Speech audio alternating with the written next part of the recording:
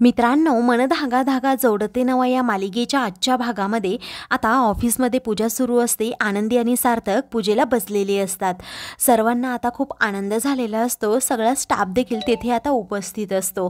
तर रुंदा, शलका आणि केदारचा मात्र जळफळाट होत असतो। तर गुरुजी आता सार्थकला म्हणतात, तुमच्या पत्नीने तुमच्या हाताला हात लावायचा आणि ही पूजा करायची। तेव्हा आता आनंदी सार्थककडे खूप वेळ पाहतच राहते। तर सार्थक तिला खुणावतो। आनंदी आता त्याच्या हाताला हात लावते।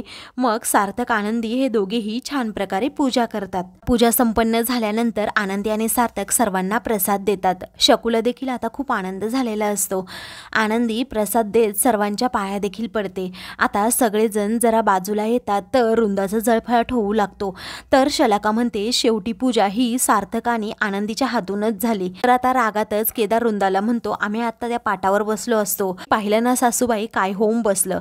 तेव्हा आता रुंदा म्हणते, मग बाजारातून एखाद्या नवीन त्या पाटांवर दोघांनी बसा, असं म्हणून ती खूप चिडते। आधीच सुद्धा माझा फोन उचलत नाही, ती कोणत्या गडबडीत आहे ते कळत नाही आणि इथे आनंदी माझ्या डोक्यावर मिऱ्या वाटतीये। बेनारे म्हणतात की तुमच्या दोघांसाठी खूप छान असं सरप्राईज आहे, असं म्हणून तेथे एक टेबल मांडतात आणि त्यावर जेवणाची 2 ताटं मांडतात।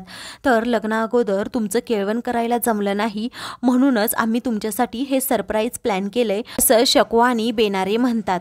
तेव्हा आता कुणी काय काय पदार्थ आणले हे सगळे सार्थक आणि आनंदीला स्टाफ सांगत असतो। ते दोघेही खूप खुश होतात। सार्थक प्रत्येकाला थँक्यू असं म्हणतो, कारण तुम्ही एवढं सर्व काही आमच्यासाठी करताय। तेव्हा आता बेनारे म्हणतात की अगोदर तुम्ही दोघांनी एकमेकांना घास भरवायचा आणि मगच जेवण सुरू करायचं। सार्थक आणि आनंदी दोघेही एकमेकांकडे पाहतच राहतात। तर शकू म्हणते, असं कसं नाही चालणार, कारण तुम्ही नवरा बायको आहात, तुमचं नवीनच लग्न झालंय, लग्नानंतरचं हे तुमचं ऑफिसमधील पहिलं जेवण आहे म्हटल्यावर दोघांनी उखाणा घ्यायलाच हवा। आता आनंदीला धक्का बसतो, ती शकूकडे पाहतच राहते। तर आता तिला आठवत असतं की मी सार्थक सरांना स्पष्टपणे सांगितलंय, तुमची बायको म्हणून नाही तर एक मैत्रीण म्हणून मी या घरात आली आहे। तर आता आनंदी सार्थककडे पाहत नकारार्थी मान हलवते। तेव्हा सार्थक आता ठीक आहे असं म्हणतो। तर तो आता सर्वांना सांगतो की आनंदीच्या वतीने मी उखाणा घेतो, नवरा बायको काहीही झालं तरी एकच असतात ना। तेवढ्यातच आता रेशमाची देखील एंट्री होते। तर सार्थक आता खूप छान असा उखाणा घेतो की अपूर्ण होतो तुझ्या येण्याने पूर्ण झालो, वचन देतो जन्मभर साथ देईन, फुलासारखे काळजी घेईन, सुखाचा करीन संसार, फक्त तुझा माझ्या प्रेमावर विश्वास असायला हवा। आनंदीचं नाव घेतो, मन धागा धागा जोडते नवा। सार्थक खूप छान असं नाव घेतो। सर्वजण टाळ्या वाजवतात। आनंदी सार्थक एकमेकांकडे सारखे पाहत राहतात। आता केदार, रुंदा, शलाका आणि रेशमाचा खूप जळफळाट होतो।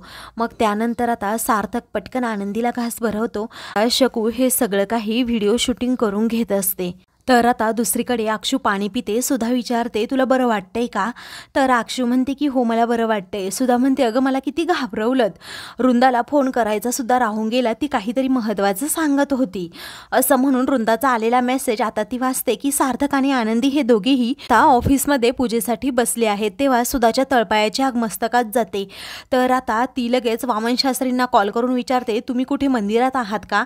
वामन शास्त्री तिकडून म्हणतात की मी इंदोरला गेलो आहे। वामन शास्त्री देखील मंदिरात नाही हे पाहून सुधाचा राग अनावर होतो। ती आता अक्षूवर खूपच चिडते आणि म्हणते, खोटं बोललीस ना माझ्याशी, ते इंदोरला गेले आहेत आणि मला इकडे का घेऊन आली, मला आत्ता समजलं, चल पटकन गाडीत बस, असं म्हणून सुधा खूपच चिडते। दुसरीकडे रेशमा आता आनंदी आणि सार्थकला म्हणते, कॉंग्रॅच्युलेशन्स, तुम्हा दोघांना असं एकत्र पाहून मला खूप भारी वाटलं।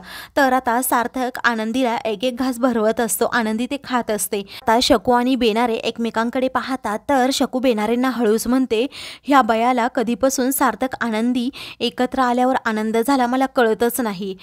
तेव्हा बेनारे म्हणतात, हो ना मलाही तेच समजत नाहीये, गंगा उलटी व्हायला लागली असं वाटतंय। आता ते दोघेही रेशमावर नजर ठेवण्याचं ठरवतात। तर इकडे आता रुंदा रेशमाला म्हणते, काय ग त्यांचं कॉंग्रॅच्युलेशन्स करते, तुला खूप भारी पडणार आहे। तो उखाणा पाहिला ना त्याने कसा घेतला की जन्मोजन्मीची तुला साथ देईन म्हणून, तेव्हा स्पेशली माझ्या डोक्यात उखाणा गेला आहे, असं आता रेशमा रागातच म्हणते। त्यावरती रुंदा म्हणते, मग कशाला पुढे पुढे त्या दोघांचं कौतुक करते। तेव्हा आता सार्थकच्या गुडबुकमध्ये मला आता राहायलाच हवं, असं रेशमा म्हणते। आता रुंदाचा राग अनावर झालेला असतो। तेव्हा ती खूपच चिडते आणि काही बिही बोलू लागते। तेव्हा रेशमा हळूच म्हणते, हे काय करताय, असं हायपर होऊन इथे चालणार नाही, तुम्हाला सांगितलं ना एकदा। कारण आता आपल्याला थंड डोक्याने विचार करायला हवा. तर आता इकडे आनंदी आणि सार्थक जेवण करत असतात तेव्हा शकू म्हणते, आनंदीताई आता तू सार्थक सरांना घास भरव बरं.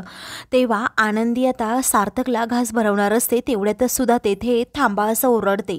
तेव्हा सर्वांना आता खूप मोठा धक्का बसतो. तर दुसरीकडे अण्णा हे धावतच घरी येतात आणि लगेच आनंदी सार्थकचे ते व्हिडिओज फोटोज सगळं काही आता मालतीला दाखवतात. तेव्हा मालती देखील खुश होते आणि म्हणते, वाव किती छान ना. असं म्हणून ती सप्तशृंगी आईला म्हणते की माझ्या आनंदीच्या आयुष्यात असेच सुखाचे रंग भर म्हणून.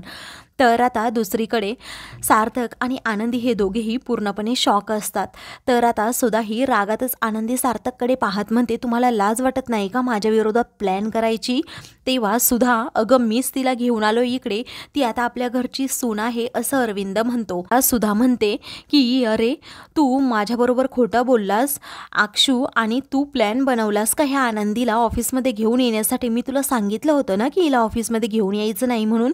तर आता बाकी सर्वांना धक्काच बसतो. वृंदा आणि रेश्मा या दोघीही गालातल्या गालात हसत असतात. तर आता सार्थक आपली बाजू मांडू लागतो. ते पाहून सुधा म्हणते, मला तुझ्याशी बोलायचंच नाहीये. अरे ह्या मुलीवरून तू माझ्याशी भांडलास. सुद्धा पहिल्यांदाच माझ्याबरोबर खोटं बोलली. मी तुझ्याशी बोलू शकत नाही, मला हिच्याशी बोलायचंय. असं म्हणून आता आनंदीला सुद्धा रडतच म्हणते की काय ग, माझ्या माणसांना तू चांगलंच भुलवलंस, स्वतःच्या बाजूने करून घेतलंस. अगं जसे संस्कार तशी मुलगी हेच तू दाखवून दिलंस. असं म्हणून आनंदीच्या संस्कारावर हा संशय घेते. तेव्हा आनंदीला जरा धक्काच बसतो. सुद्धा ही रागातच तेथून जाते. तेव्हा आनंदीला खूप वाईट वाटतं. ती म्हणते मी इथे यायला नकोच होतं. सार्थक आता तिला समजावू लागतो. तर वृंदा आणि घरातील सगळेजण सुद्धा पाठोपाठ जातात. तर इकडे आनंदी सार्थक आता घरी आलेले असतात. तेव्हा आनंदी म्हणते, हे काय होऊन बसलं सार्थक सर, आता मी तुमच्या आईच्या मनातील गैरसमज कसा दूर करू मला कळतच नाही. अहो मी इथे तुमच्या दोघांमधील दुरावा कमी करण्यासाठी आली आहे आणि आता हे काय होऊन बसलं. माझ्याबद्दलचा गैरसमज अजून वाढतच चाललाय त्यांचा. तेव्हा सार्थक म्हणतो, तुम्ही काळजी करू नका, मी पाहून घेतो. मला माहीत आहे माझी आई कशी आहे, तिचा राग हा क्षणिक असतो.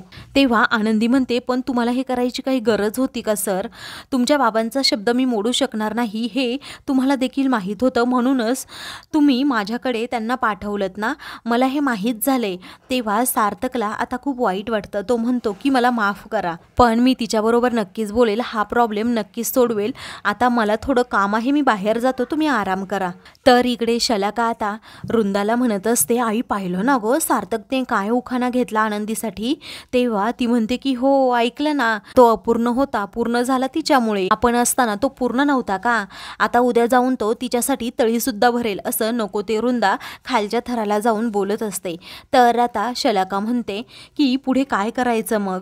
आनंदी चांगलीच राजकारणी आहे, स्वतःच्या मनासारखं सगळं करून घेते. तेव्हा तिच्या वरचढ ही महाराजकारणी मी इथे बसलेली आहे, तिला अजून माहीत नाही. वृंदा रागातच म्हणते. तर आता आनंदीला घराबाहेर कसं काढायचा हा प्लॅन खरं तर वृंदा करते.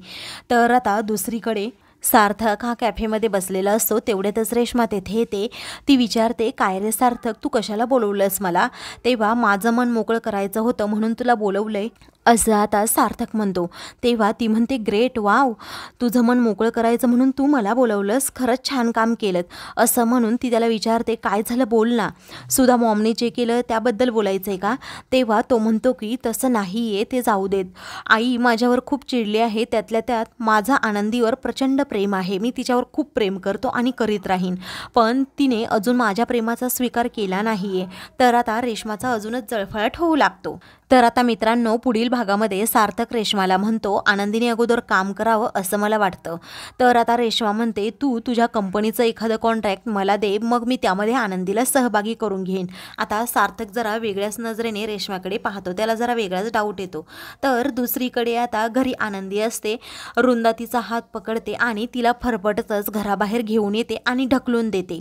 तेवढ्यातच आदर्श तेथे येतो आणि तो आनंदीकडे पाहत राहतो, तिला उचलतो, धीर देतो. तर आता मित्रांनो, अशाच मालिकेंचे पुढील भाग पाहण्यासाठी चॅनलला सबस्क्राईब करा.